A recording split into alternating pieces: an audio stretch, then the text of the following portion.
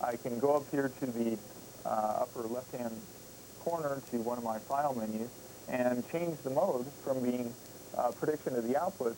I can actually predict the inputs from the outputs by selecting on mode and saying predict inputs.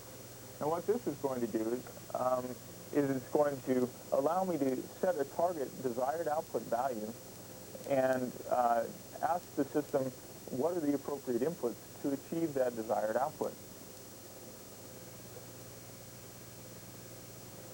So if I look at the output view here in the right-hand column, you see that there are now two bars. This green bar represents the desired output. And this is the same desired value that we had when we popped open our step point editor. In the step point editor, we had actually three such things that were important. The set point editor, we had a desired value, which is this green bar here. So we can set that at any value, and as it changes, we can change it down here. We also have this kind of a fuzzy green area, which is the fuzzy desired range, which can be set for a maximum range and a minimum range. We have these fuzzy constraints, which are kind of like the constraints on the input, which I'll describe in a while, but what they really are ways in which you can change the range of allowable variables for the output. The fuzzy constraints come into play if the output actually drifts into that constrained range. It gives a penalty function, or it gives a penalty to the inputs to move the inputs in such a manner as to change the output out of that constrained range. So in this case, what we've done is we've set a fuzzy constraint up here saying that we don't want our output impurity ever to be higher than this value. And we've also set a desired target down here at a fairly low range. And as I click on step, it's going to change my inputs to show the recommended set points for that desired output. So I click on step, then you'll see that the predicted output is moved to be very close to my desired output bar. So I've got over here on the right, I've got desired output, which is the green bar, which is very close to the blue bar. What has happened over here on the left is with flow 1, it started at an initial value of that was way up here at the green bar, and it's predicted that we should decrease flow 1 to this value. And it said that temperature 1 started at a value, which is this green bar here, and it said that it should be increased to this value, which is 116.9. Pressure 1 was decreased slightly, flow 2 was increased slightly, etc. Now, one of the problems that we see here is that, as I was saying, flow 1 is proportional to the output production of the plant, so we don't want to decrease flow 1 at all possible. What we can do is put a hard constraint on flow 1 by clicking over to the side and grabbing on this and putting on a constraint. So what I can do is put on a constraint to make sure that flow 1 is constrained to a value that is fairly high.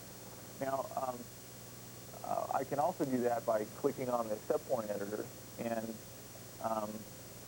popping open the input set point editor, which looks a little bit different from the output editor. Here you see the constraint that I've set, which is this kind of this orangish bar. And here's the current value. As I change this bar here, you can see the constraint minimum changing. I could set that either by grabbing it or typing in here maybe a value of 110. I can also set a maximum constraint at the same time. I can say that I don't want my flow to be too high and have a maximum constraint of, say, around 120. So now I want to constrain my flow to be very tightly within that range. I can also set what are called rate of change constraints, which means that I cannot change the rate of my flows very quickly. This is important not only for flows, but also for temperatures. You can't ramp the temperature too fast, etc. And if you're going to put this in online closed-loop control, those rate constraints are very important. So I can set this to be a fairly tight constraint of like 4 or something, and that gives me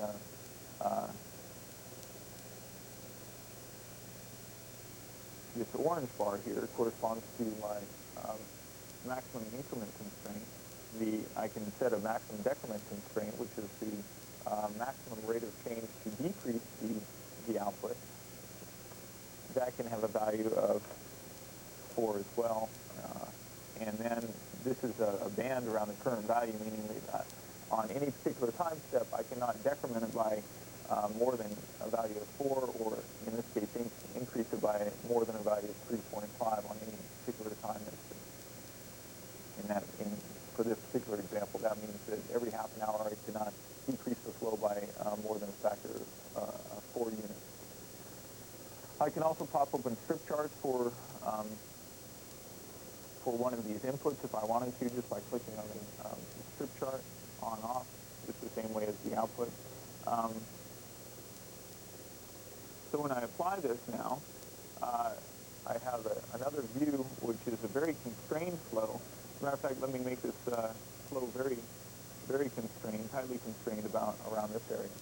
And now try and achieve the desired output by clicking on step.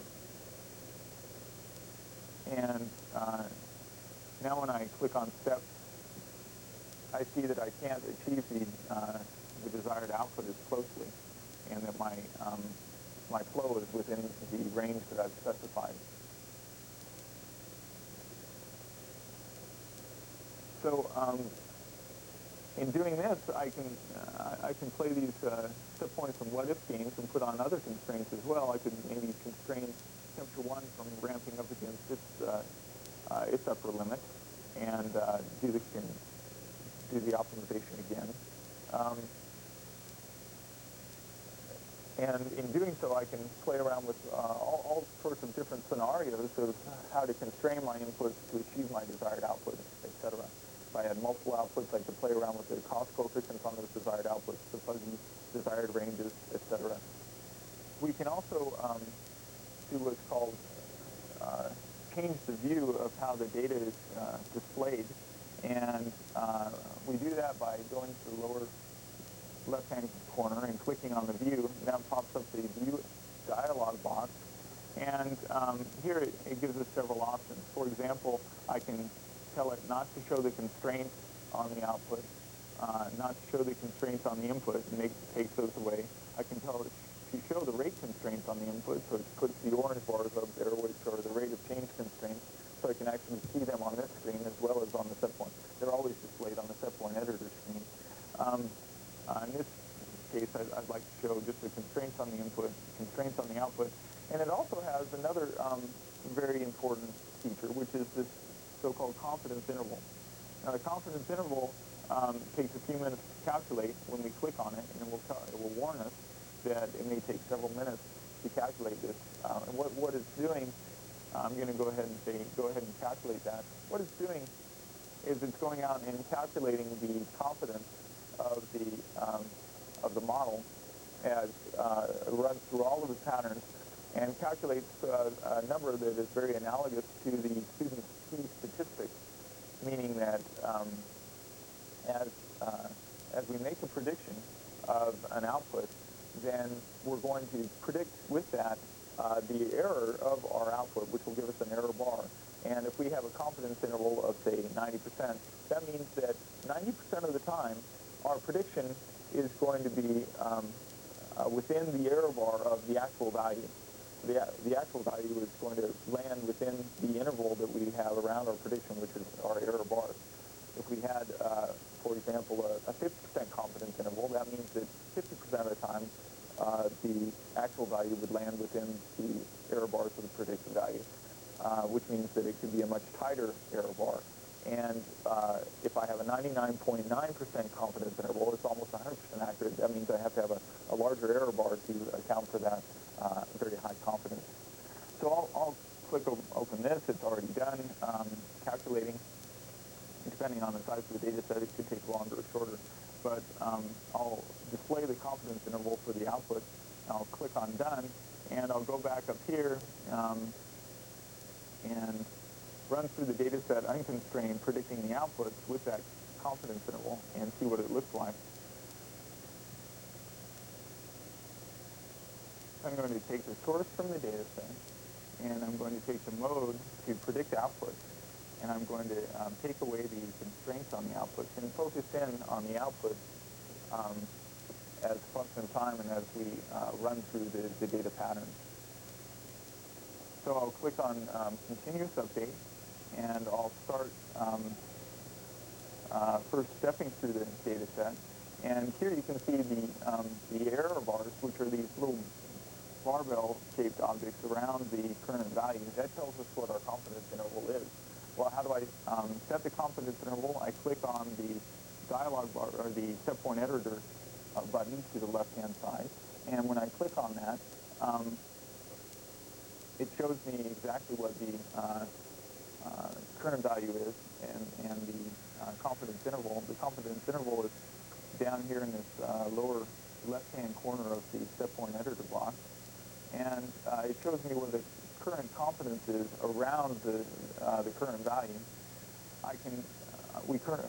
We have a confidence interval selected of 90% currently, but I can change that to being, say, 99%.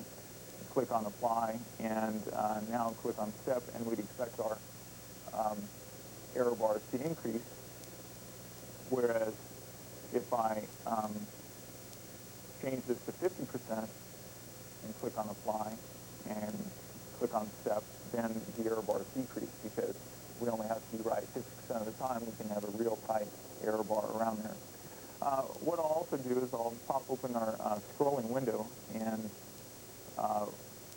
put it right underneath here so you can see it as we run through the data and compare the error of the predicted output. And I'll probably put on, say, a moderate 95% confidence interval so we can see the error bars as they change and run through the data.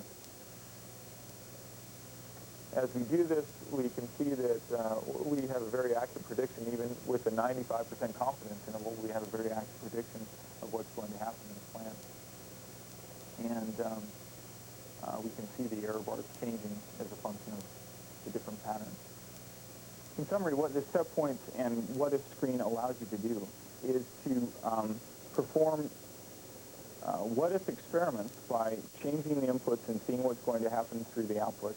Run through the data set and see how accurate the prediction is, even for a multiple output system. You can invert the problem and say, how do I achieve the desired output, and tell me what the appropriate inputs are to achieve the desired output. That's kind of like finding the right recipe or finding the right set points to achieve the desired output.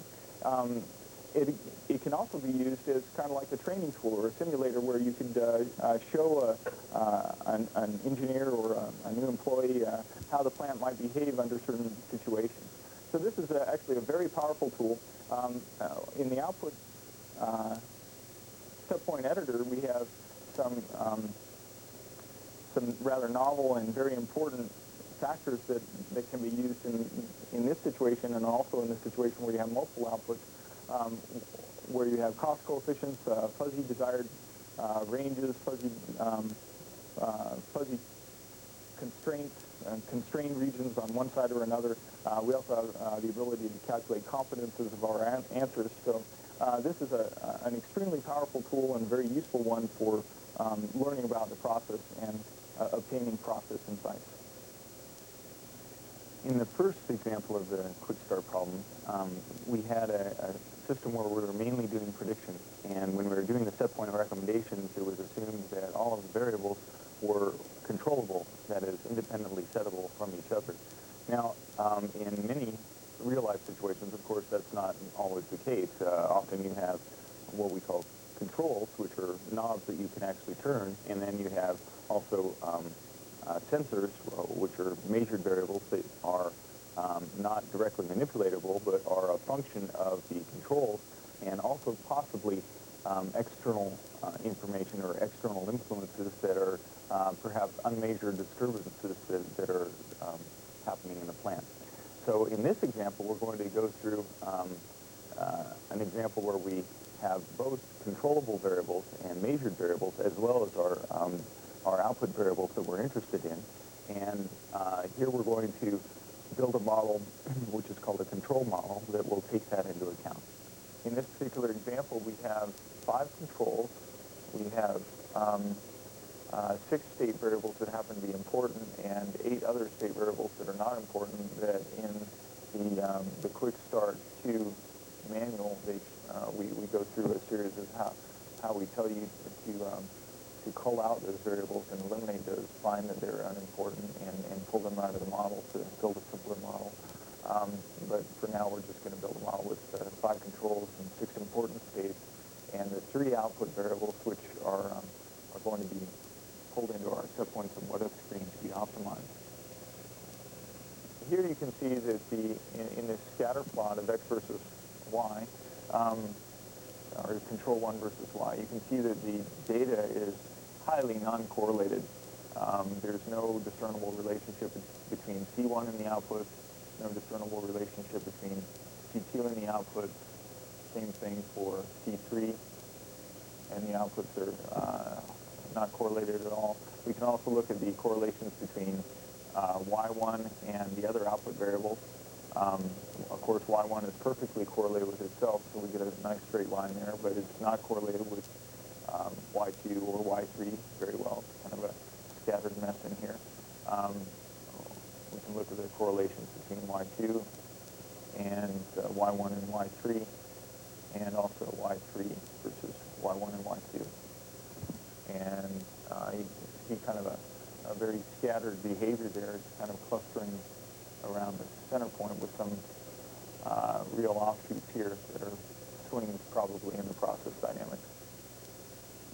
So now that we've looked at the data, I just wanted to demonstrate in a very quick fashion what the data look like, and that the data is highly non-correlated. What we're going to want to do is to actually look at this process data and build a model from it of the 3 outputs simultaneously, taking into account how the controls affect the states. And we're going to want to look at these 3 variables and optimize the system so that Y1 is has a high value. Y2 is an impurity, which is a byproduct of the output of the plant, and we want to minimize that. Y3 is actually a quality factor on the output, so we'd like to maximize that. So now that we're done looking at the data, I can click on Done here, and click on Done in the spreadsheet. It will ask me if I want to save my current data set, and for now I'll just say no, I don't want to save it. And we can go directly on to the model, where we can build a model, click on Model, and pop open the model dialog box, which has our prediction and control model. For this particular example, we need to do a control model because we have control inputs and states as dependent variables on those controllable inputs. So I'll click on control, and that pops me into my control model builder. And in this case, we have separated the inputs into different types of inputs. There are controls and externals, which are one type of an input, and there are states, which are another type of an input. And then we still have our output variables, and of course we can always clear any of the variables that we specify. So controls and externals are the independent variables, and states are the dependent variables in this case. In this particular model, we have 5 controls, which are, I've labeled C1 through C5 just for an easy mnemonic. And we have these state variables, which are U1 through U8. Now, these variables, U1 through U8, I actually have screened out as being unimportant we can look for how we screen out those variables in Quick Start 2. We also have 6 state variables, S1 through S6, and 3 output variables, Y1, Y2, and Y3. So I'll go ahead and set up the proper time delays for this model. They're all on the same time scale already. And I can click on this and say that control 1 is a control variable that has, or a controller, an external variable that has a time delay of -10. And same thing with control 2 and control 3. Control 4 and control 5 are on time delay of 0. Now I can click on the state variables and specify that state 1 has a time delay of -10. State 2 has a time delay of 0. State 3 has a time delay of -10. State 4 and State 5 have time delays of 0. And State 6 has a time delay of -10. And now I can click on the output variables and specify what their time delays are. And what we'd like to do is predict these outputs 10 time steps in the future to account for the process time lags in the system. And all of these are sampled at about the same time frame, which is 10 time slices in the future. So now what I'm going to do is show you the set points and what-if screen for a control model.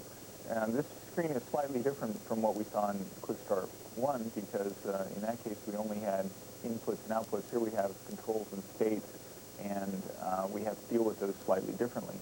So when I come up here and I click on the set points and what-if screen, it pops open a screen that has 4 different sections to it. There are, up here in the left-hand corner, we have the controls and externals, which can be set from the data set or set by hand on the screen for the what-if experiment. Down in the lower left-hand corner, we have what are called the initial states.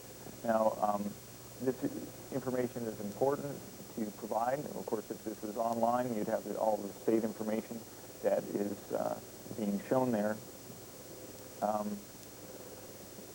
And what's happening is, as the state information comes in, it tells you about what the external variations are, and you use that for making the proper control strategy. And as we change our controls, though, our states will change accordingly, so we have to also predict those states.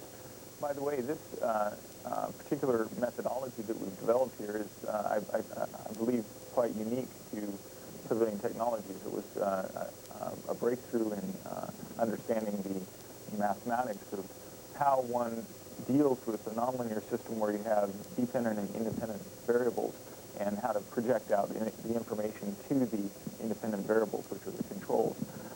So what we have to do is take that initial information, see how the states are going to change as a function of the controls from the model that we built. And that's over here in the lower right-hand corner.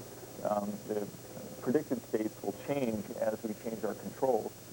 And then we take those predicted states and the controls, and as a function of that, we have predicted outputs, which are up in the right-hand corner. And in this case, we have 3 output variables. Now, this will be this is quite a bit more complex example than we had in Quick Start 1. And several things make it more complex. We have the independent and dependent variables, but we also have the 3 output variables, and this will allow us to play around with some of the things that we described before, the cost coefficients, et cetera, and doing balancing to achieve the desired outputs for the output variables. Okay, so as a start, let's go up to the source, which is up here in the left-hand corner, and take the source from the data set and predict outputs and see how our model is actually performing. So when I click on Run, it will actually change each of the input variables according to what was in the data set, and it will do that for each pattern as we flow through all of the patterns. We can change the mode from the prediction of the outputs from the data set, and we can change it to actually taking values from the screen and play set points of what-if experiments. So we can come up here to the left-hand corner, and we can click on the source button or pull-down menu and click to the screen. And now it will take values directly from the screen. I can change the controls and say step, and now it will predict how the outputs are going to change as a function of the new control variables that I've given it. So as I move these variables up and down,